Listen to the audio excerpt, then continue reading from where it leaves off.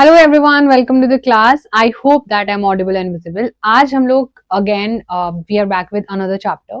आज ये वाला चैप्टर ह्यूमन सेटलमेंट के important questions, some of the most important PYQs and obviously जो पीवाईक्यूज में रिपीट हो रहा है that I will keep telling in between the section. So let's just get started with the section.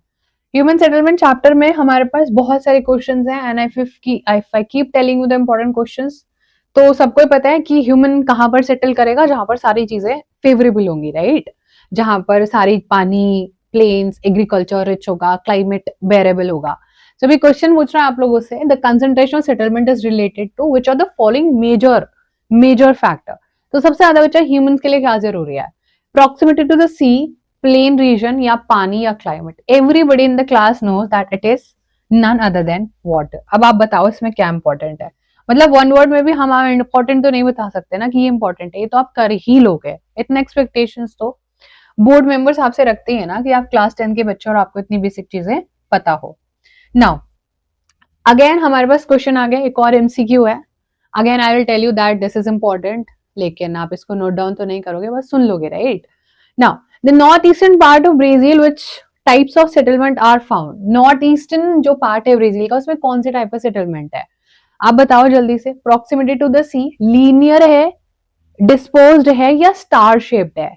Because of the fact that physiography allow ही नहीं करती है, सो कैसा है? डिस्पोज्ड है। काफी दूर दूर सेटलमेंट है बिकॉज थोड़ा फिजियोग्राफी फेवरेबल नहीं है। ठीक है, ये भी हम लोगों को पता है, क्योंकि जब भी चीजें अनफेवरेबल होती हैं तो लोग वहां पर नहीं रहते हैं और पॉपुलेशन डेंसिटी क्या होती है? पॉपुलेशन डेंसिटी काफी ज्यादा लो होती है। ठीक है, ये हमने सारी चीजें क्लास में करी हुई है। सो डेंसिटी कहां पर लो होगी? जहां पर अनफेवरेबल क्लाइमेट होगा।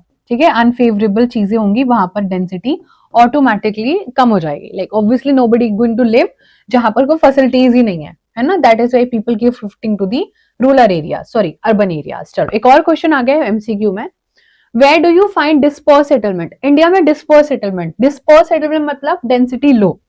तो अब लो डेंसिटी वाले एरिया कहां पर है? ठीक है, लो डेंसिटी वाले एरिया हमारे पास कहां पर है ये बताओ। Near the rivers, near the transport routes, hilly areas या इंडस्ट्रियल रीजन? अच्छा obviously hilly areas, mountains, Himalayan mountains में सबसे कम लोग रहते हैं, डिस्पोज्ड रहते हैं। कहाँ रहते हैं? दूर दूर रहते हैं, बिकॉज मैं फिजियोग्राफी अलाउ ही नहीं करती, बहुत ज्यादा स्टीपनेस है। सम ऑफ द टाइम थोड़ी आती है, फिर दोबारा से स्टीपनेस आ जाती है। This is how. ठीक है, तो माउंटेनियस रीजन में एज इन हिली एरियाज में क्या रहता है? लोग बहुत ज्यादा डिस्पर्स दूर दूर रहते हैं। ठीक है, डेंसिटी लो रहते हैं। सो this is the entire revision of the chapter, जिसमें आपको कुछ बहुत नहीं पढ़ने पड़ेगा। देन हमारे पास आ गया एक और question, concentrated settlement Narmada valley पर क्यों मिलती हैं ज्यादा? फॉरेस्टेड एरिया होगा, कल्टिवेबल लैंड होगा, अनड्यूलेटिंग टोपोग्राफी होगी या इंडस्ट्रीज? लाइक वैली है, वैली क्या होते हैं? मोर लाइक जो पहाड़ी रास्ते टाइप्स के होते हैं। सो इंडस्ट्रीज तो वहां पर नहीं लगाई जा सकती, ना ही बच्चा वहां पर जो है फॉरेस्टेड एरिया है या कल्टिवेबल लैंड है या अनड्यूलेटिंग टोपोग्राफी, बहुत ज्यादा अनड्यूलेटिंग है। अगर कंसेंट्रेटेड सेटलमेंट है तो मतलब कुछ तो अच्छा हो रहा है ना।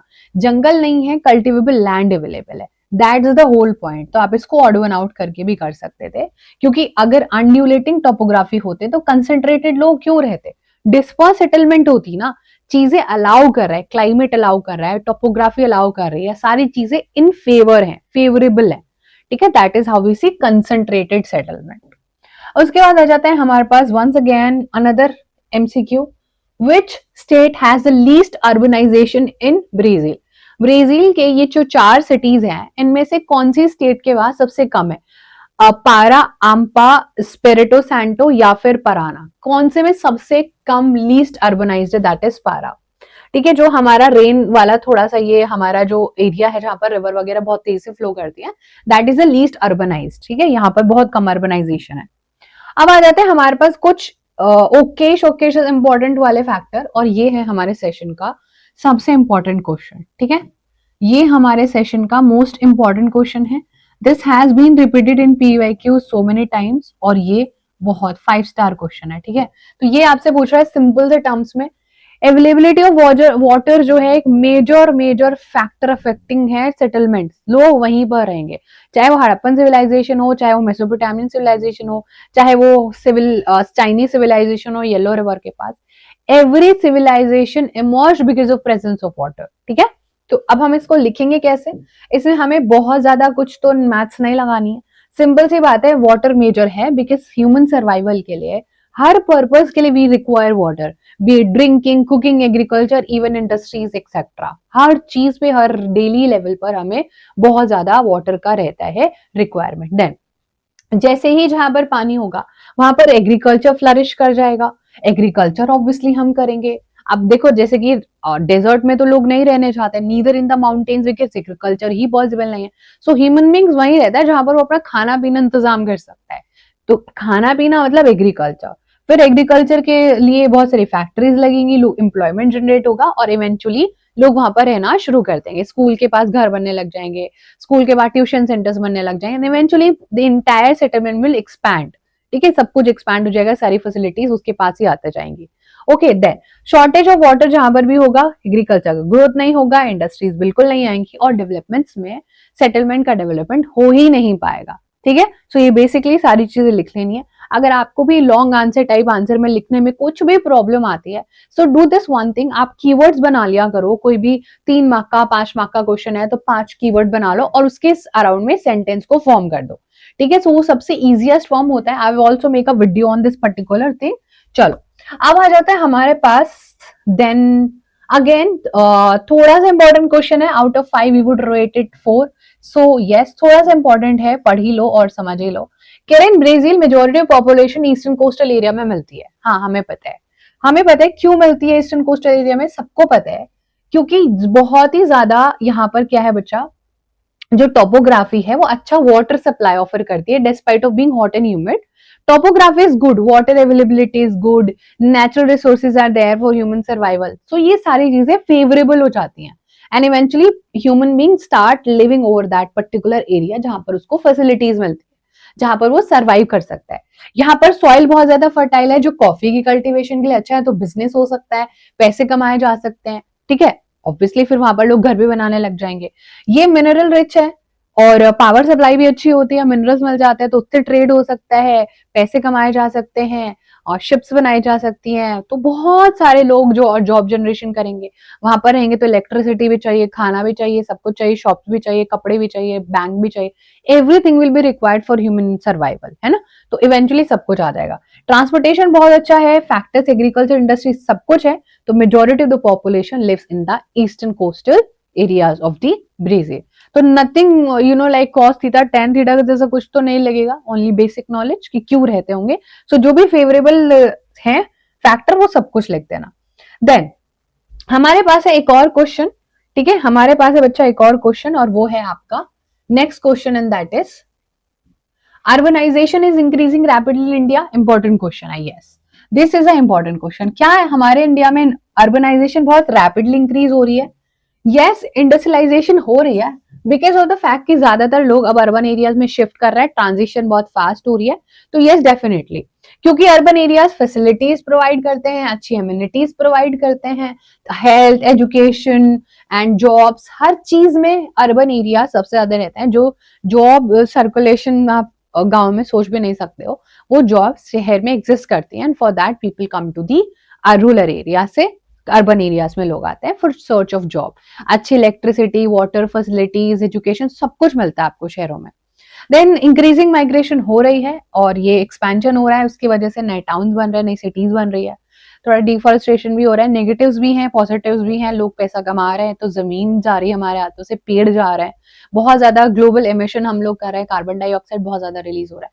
सो there are a lot of plus also lot of negatives. ठीक है, लेकिन हमें बस हमसे पूछा था कि यस इंक्रीजिंग हो रही है, सो यस डेफिनेटली अर्बनाइजेशन मतलब कि शहर ज्यादा बन रहे हैं, रैपिडली बन रहा है, which we can easily see ना, कितनी सारी मेट्रोज एंड ये सारी चीजें बन रही है। उसके लिए सिटीज जो बिल्कुल एकदम लीस्ट डेवलप सिटीज होती थी आजकल वो भी कितना ज्यादा डेवलप सिटीज बन गए। तो यस एब्सोल्युटली यस बच्चा, ये भी सारी चीजें डेवलप हो रही है।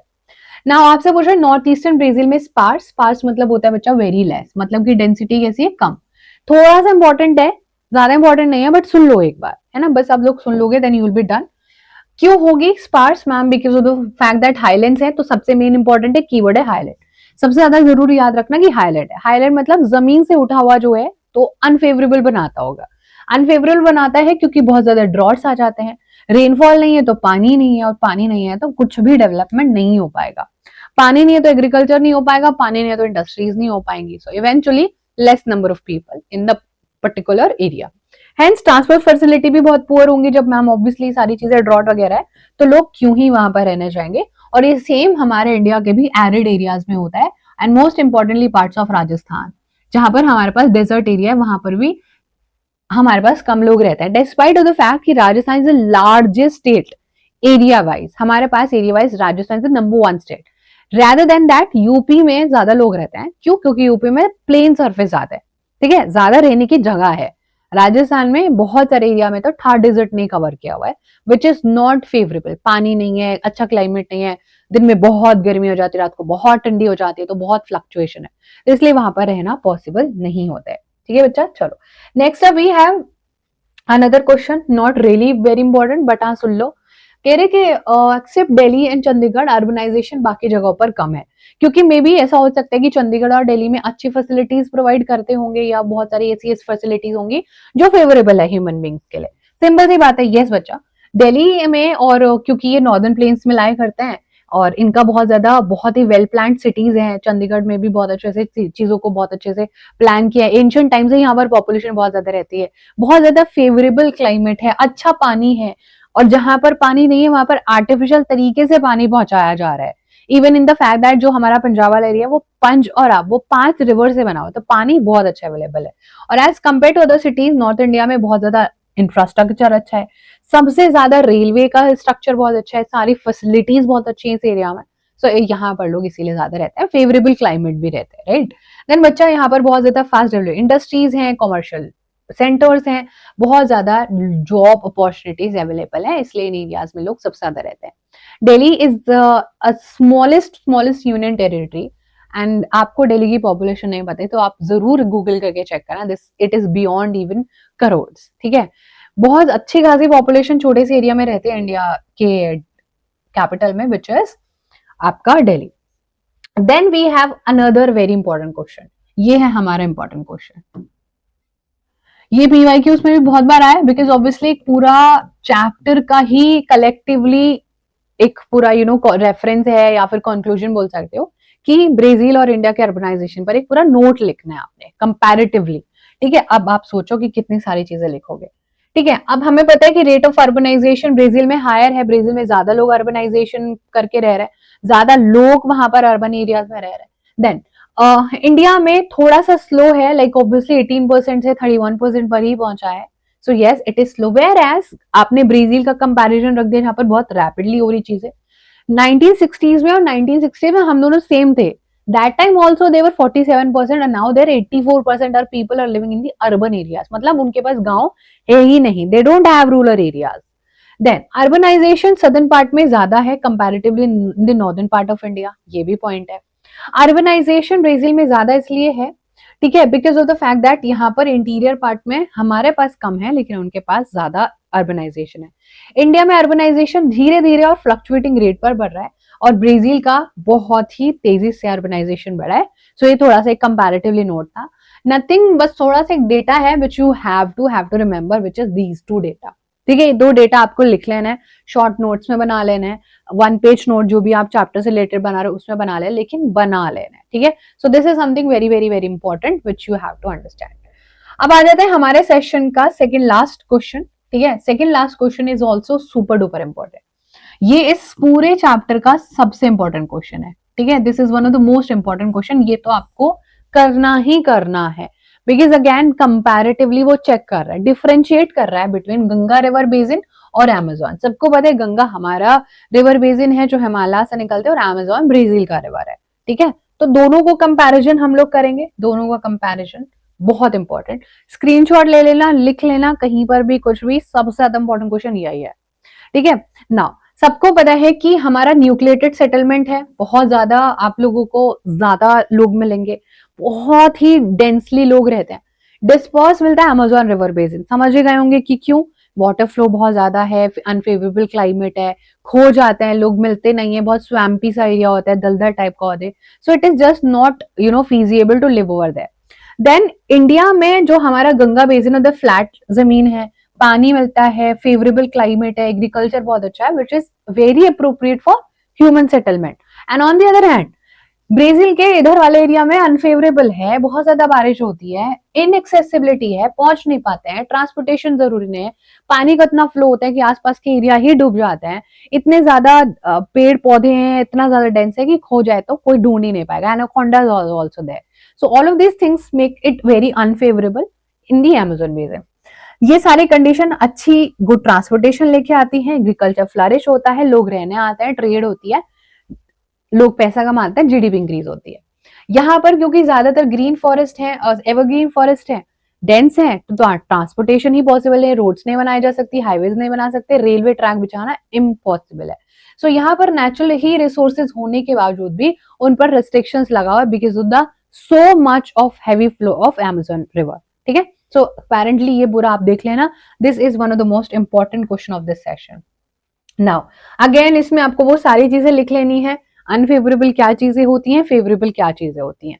आपसे पूछ रहा है ह्यूमन सेटलमेंट वहीं पर क्यों रहेगा, स्पेसिफिक लोकेशन पर, ऑब्वियसली स्पेसिफिक लोकेशन पर इसलिए रहेगा क्योंकि उसके पास वो सारी कंडीशंस हैं एक स्पेसिफिक एरिया में जो ह्यूमन सर्वाइवल के जरूरी होते हैं। दूसरी जगहों पर वो सर्वाइव नहीं कर पाएगा, हार्श क्लाइमेट होगा, खो जाएंगे, नेटवर्क नहीं है, बच्चों की स्कूलिंग नहीं है, एम्प्लॉयमेंट नहीं है, सो हेल्थ फैसिलिटीज नहीं है, बहुत सारी चीजें नहीं है, ओके, इंटरनेट नहीं आते, कनेक्शन नहीं आते, सो वो वहां पर नहीं रहेगा। लेकिन हमें इसमें लिखना था बच्चा क्या क्या चीजों से वो कहां पर रहेगा और कहां क्यों नहीं वो कहां पर रहेगा। नाउ ह्यूमन सेटलमेंट बहुत सारे फैक्टर्स पर, जैसे कि climate, availability of water, slope of the land and level of development. जमीन का स्लोप कैसे है, बहुत ऊंचे रोज चढ़ के जाना पड़ रहा है, रोज नीचे क्लाइम करके आना पड़ रहा है, so that is also not feasible, है ना। Now in India nucleated human settlements are found in Ganga river basin because fertile plain है, पानी बहुत अच्छा मिलता है, क्लाइमेट बहुत अच्छा है, एग्रीकल्चर इंडस्ट्रीज है। Disperse settlement on the other hand Himalayan slopes पर मिलता है मैम, ऑब्वियसली रोज लैंडस्लाइड हो रही है, घर हमारा टूट जाएगा, बह जाएगा, तो yes it is not feasible कि लोग इतना सारा पैसे लगा के अपना घर बनाओ फिर वो लैंडस्लाइड हो जाए, नेचुरल कुछ हो जाए। तो yes definitely uneven topography, unfavourable climate and lack of development. पहाड़ों पर घर बनाना इज नॉट अ टास्क, है ना, बहुत टेक्नोलॉजी अभी तक उतनी डेवलप नहीं हो कि बिल्कुल हिमालय पर ही जाके हम लोग रहने लग जाए, है ना। नाउ ये ब्राजील का कंपैरिजन लिख दिया, ऊपर वाले में इंडिया का। इंडिया में भी आपको पता है न्यूक्लिएटेड इन्हीं एरियाज पे मिलेगा, जैसे कि सदर्न कोस्ट पर और साओ paulo जैसी स्टेट्स में, जहां पर ऑब्वियसली सी है, फर्टाइल सॉइल है, नेचुरल मिनरल्स हैं, सारी चीजें हैं, पावर सप्लाई है, गुड ट्रांसपोर्टेशन है, सारी चीजें आपको मिलेंगी। डिस्पर्स सेटलमेंट्स मिलेंगे कहां पर, नॉर्दर्न ब्राजील के एरिया में, जो हमने अभी पढ़ा भी था, बिकॉज ऑब्वियसली अनहेल्दी क्लाइमेट है, या तो बहुत गर्मी हो जाता है, अनबियरेबल ह्यूमिडिटी हो जाता है, ह्यूमन सर्वाइव ही नहीं कर पा रहे उतनी ह्यूमिडिटी में, लिमिटेशन है, नेचुरल रिसोर्सेज को यूज नहीं कर सकते, जहां पर यूज कर सकते हैं वहां पर ड्रॉट है जो कि अनफेवरेबल बन आता है और हम वहां पर नहीं जा सकते हैं। तो in order that transport connectivity भी हम पर हो जाती है। बस इतना ही करना था हमें इस पूरे सेशन में। ये हो गया हमारा इस सेशन के इंपॉर्टेंट क्वेश्चंस। ठीक है, आई होप आपने सारे क्वेश्चन नोट डाउन कर लिए होंगे, सारे जो भी चीजें थी वो आपने अच्छे से पढ़ ली होंगी, and that was about it. Now I will see you in the next class. Thank you so much everyone, bye bye, take care.